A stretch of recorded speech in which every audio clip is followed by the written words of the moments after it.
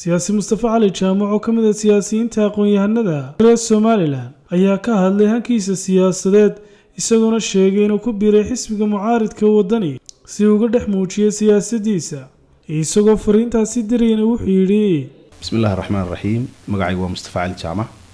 runaantii maanta waxaan ugu yeedhay qodob inaan kala hadlo saxaafadda laba qodob oo halkan shacabweynaha Jamhuuriyadda Somaliland iyo khaasatan taageerayaasheeda halkan uga mariyo qodobka koowaad wuxuu noqonayaa insha Allah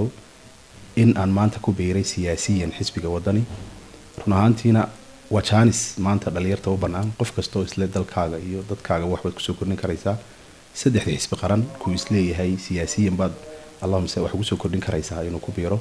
marka anigu Allahumma salli ala Maxamed xisbiga wadani baan rasmiyan u tagay dhanka kale siyaasi Mustafa Cali Jaamac wuxuu ka hadlay diiwaangelinta codbixiyaasha oo 9 bisha ka bilaabmi doonta Somaliland isagoo bulshada reer Somaliland u soo jeediyay inay si weyn uga qayb qaataan sidoo kalena tilmaamay inay fursad u tahay dadka doonaya inay sameeyaan kaadh bedelka isagoo amuurtaas ka hadlayna wuxuu yiri qodobka labaad ee Allahumma salli ala Maxamed shacabka halkan u marinay waxay nagu soo socota doorashadii waxa Allahumma salli ala Maxamed fooday noo soo saaran waxana deemka la noo furay kaadhashii dadkii aan hore u qaadin iyo dadka cusub inay qaataan waxayna bilaamaysaa 9 November marka waxaan shacabka Jamhuuriyadda Somaliland khaasatan meelaha ay ka socoto oo laga bilaabayo aan ku dhiiri gelinayaa inay qaataan kaadhka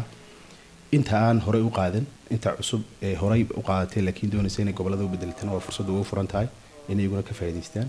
ismana xisma sabti fargeysa